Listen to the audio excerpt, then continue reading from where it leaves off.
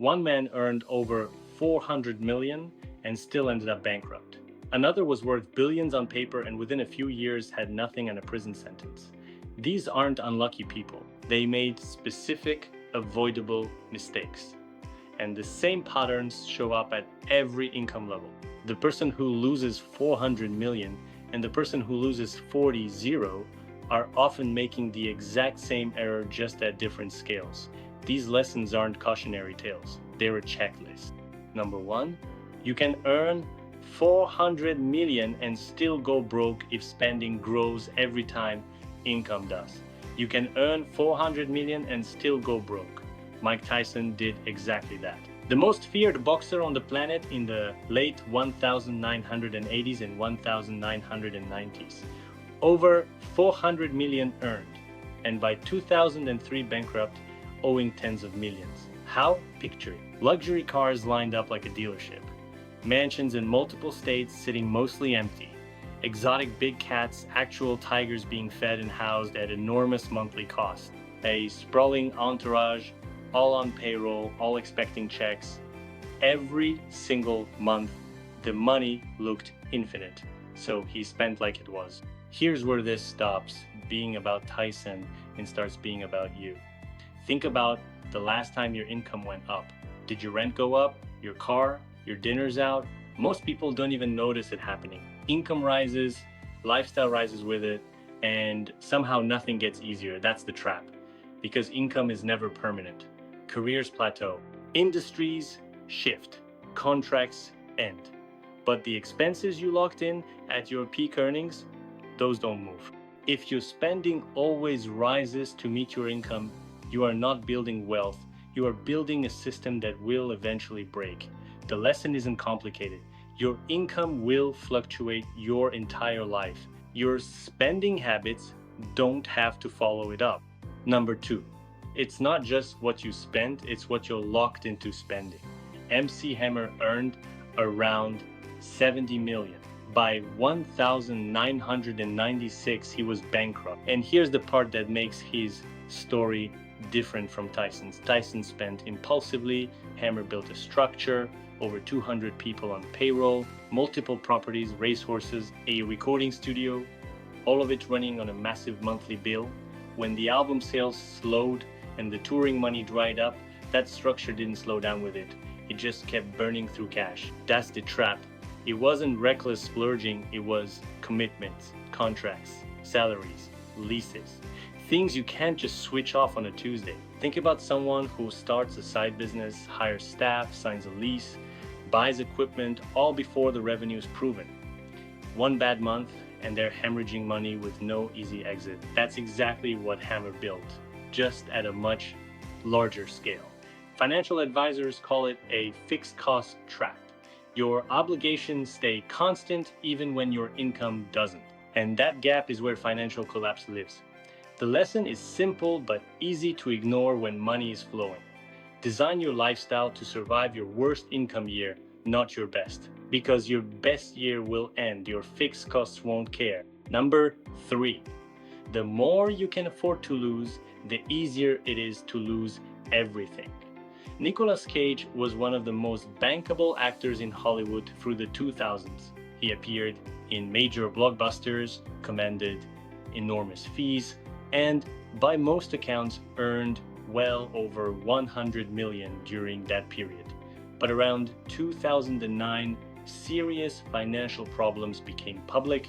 Reports described unpaid taxes amounting to millions, foreclosures on multiple properties, and debt across various assets. Cage had purchased castles in Europe, a private island in the Bahamas, multiple mansions, rare comics, dinosaur skulls, and other expensive collectibles. Now, here's what makes this story particularly interesting.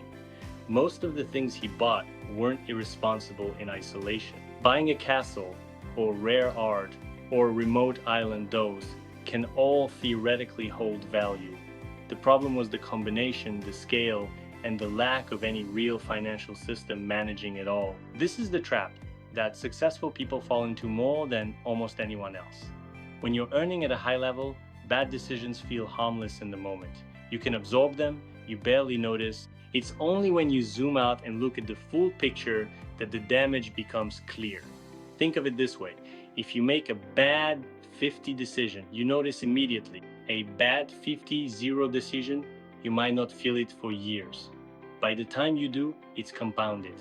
Success doesn't protect you from bad decisions. Sometimes it just makes the bad decisions bigger and harder to see. Number 4, wealth built on claims that aren't true will always find its floor. Elizabeth Holmes founded a company called Theranos in 2003. By 2014, she was being called the world's youngest self-made female billionaire. The company claimed its technology could run hundreds of medical tests from just a single drop of blood. Investors poured in hundreds of millions of dollars. She graced the covers of major magazines. Her estimated net worth reached roughly $4.5 billion on paper. There was just one enormous problem. The technology didn't work the way she said it did. Investigations, particularly one by journalist John Carreyrou at the Wall Street Journal, began exposing the cracks. By 2018, the company had collapsed completely. Her net worth had dropped to essentially zero, and she was facing federal fraud charges. She was later convicted and sentenced to prison. What makes this story different from the others on this list is that the wealth was never fully real to begin with. It was a valuation built on belief on what people thought the technology could do. This happens in more ordinary ways too. Someone builds a reputation at work based on exaggerated credentials. A small business inflates its numbers to attract investors. It feels fine while the story holds. But stories that aren't grounded in reality don't survive contact with scrutiny. The moment someone looks closely, really closely, the whole structure becomes fragile. Real success has to be able to withstand examination. If it can't, it's not success. It's just a delayed problem. Number 5. Every financial scheme built on lies ends the same way. The only question is when. Bernie Madoff wasn't a flashy celebrity.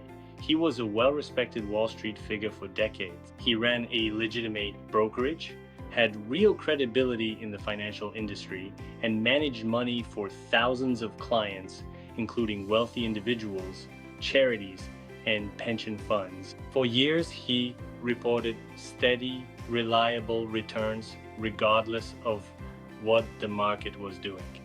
That consistency is actually what should have raised alarms. Real investments fluctuate. When someone claims perfectly smooth, consistent gains year after year, that's not skill, that's a warning sign. What Madoff was running was the largest Ponzi scheme in history. He wasn't investing the money at all, he was using new investor money to pay returns to existing investors. Everything depended on new money constantly flowing in. In late 2008, when the financial crisis hit, and investors needed their money back all at once, there was nothing there. The entire structure collapsed overnight. Madoff was arrested, sentenced to 150 years in prison, and died there in 2021. Investors lost an estimated $17 billion in actual cash and much more in fictitious profits they believed they had. The lesson here isn't just about fraud. It's about the red flags most people ignored because the returns felt good. Consistent, extraordinary results with no volatility, no transparency, and no third-party verification should always make you ask hard questions. Comfortable lies are still lies, and they always have an expiration date. Of all the people on this list, the one that should stay with you most is Madoff, because his victims weren't careless. They were trusting. And that's what made it so devastating. The real skill isn't making money. It's building something that survives the years when everything goes wrong. If you want to avoid these kinds of mistakes and think more clearly about money and decisions, subscribe to the channel. And tell me in the comments, which of these 5 mistakes is the hardest to protect yourself against and why?